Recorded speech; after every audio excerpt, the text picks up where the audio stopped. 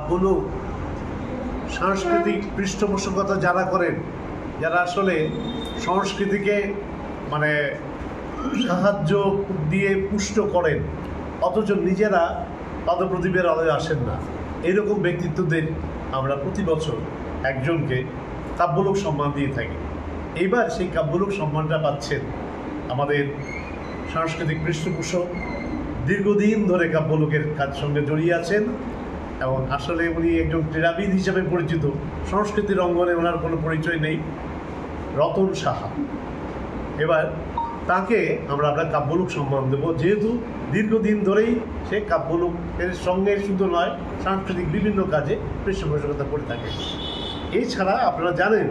যে এই সময় হচ্ছে বিশেষ উৎসবের মরশুম, গড়িয়া, গাজন, বিহু, বিজু, এই চারটি উৎসবকে আমরা একসঙ্গে ধরার চেষ্টা করি এবং আমাদের